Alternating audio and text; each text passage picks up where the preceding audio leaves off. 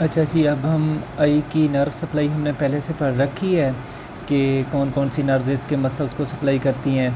तो अब हमने देखनी है इसकी ब्लड सप्लाई। इसकी वेनस सप्लाई सेम होगी जैसे इसकी ब्लड सप्लाई होती है, तो वो कोई मुश्किल बात नहीं है। आपने इसकी आर्टरीज़ को देखना है। बेसिकली आई को ना इंटरनल कैरोटिड आर्टरी देखें, कॉमन कैरोटिड आर्टरी से निकलती है एक इंटरनल कैरोटिड आर्टरी और एक्सटर्नल कैरोटिड आर्टरी।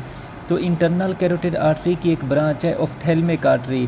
तो ऑफ्थेल्मिक वर्ड से ही वाज़ेह है कि ये आई को जाके सप्लाई करेगी। तो ये ऑप्टिक फोरामेन को क्रॉस करके ऑर्बिटल कैविटी में जाती है ऑफ्थेल्मिक आर्टरी। इसकी ये सारी ब्रांचेज़ हैं। तो देखते हैं कि ये कौन कौन सी ब्रांचेज़ हैं और ये किस पार्ट को जाके सप्लाई करती हैं। एक तो इसकी ब्रांच है सेंट्रल आर्टरी ऑफ रेटिना। तो central artery of retina ophthalmic artery की ही ब्रांच है। ये बेसिकली जो ऑप्टिक नर्व की एक शीथ होती है, ड्यूरा मैटर की और रेकनेट मैटर की एक शीथ होती है, ये उस शीथ को पायर्स करके ये आई बाल तक पहुंचती है और ऑप्टिक रेटिना जो होता है उसको सप्लाई करती है, except rod and cones. Rod and cones को ये सप्लाई नहीं करती। उसके बाद है जी सुप्रा ऑर्बिटल। ये ऑर्बिट से ऊपर जो सुप्रा ऑर्बिटल वो होता है, रीजन होता है, जैसे फोर हेड एंड स्कैल्प हो गया, उसको सप्लाई करेगी। सुप्रा ट्राकुलर ये भी ऑर्बिट से ऊपर फोर हेड एंड स्कैल्प को सप्लाई करेगी। लैक्रिमल ये लैक्रिमल ग्लैंड को सप्लाई करेगी। डॉर्सल नेज़ल ये नेज़ल पोर्शन को सप्लाई करेगी। और short ciliary, short posterior ciliary and long posterior ciliary, इनको देखें। ये जो शार्ट पोस्टीरियर सीलरी है ये बेसिकली जो रेटिना का होता है, ये कोन्स एंड रॉड्स वाला पोर्शन उनको जाके सप्लाई करती है। ठीक है जी। सेंट्रल आर्टरी ऑफ रेटिना ने सारे रीजन को, ऑप्टिक रेटिना को सप्लाई कर दिया था, सिर्फ कोन्स एंड रॉड्स को सप्लाई नहीं किया था।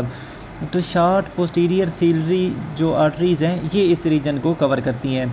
और जो लॉन्ग पोस्टीरियर सीलरी आर्टरी है ये बेसिकली जो सीलरी बॉडी होती है और आइरिस होता है उसको जाके, वहाँ पे एक प्लेक्सस होता है, तो सीलरी प्लेक्सस उनके साथ मिलके वहाँ पे जाके इनको सप्लाई करती हैं। एंटीरियर एथमेडल एंड पोस्टीरियर एथमेडल आर्टरीज़ ये एथमेडल सेल्स को जाके प्रोवाइड करती हैं।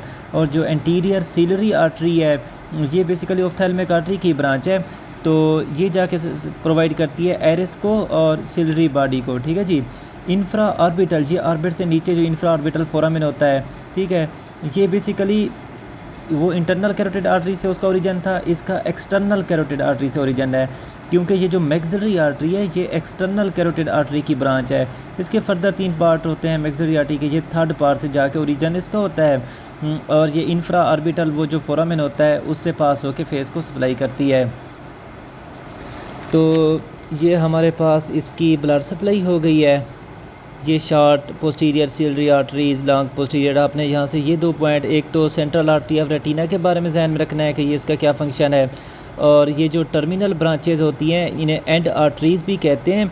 ये सिर्फ रेटिना के इंटरनल एस्पेक्ट को प्रोवाइड करती हैं। ठीक है। रेटिना का जो एक्सटर्नल एस्पेक्ट होता है उनको कौन करता है? Choriocapillaris, capillary lamina of the choroid, ये उसके एक्सटर्नल एस्पेक्ट को जाके सप्लाई करते हैं। तो ये बातें आपको पता होनी चाहिए।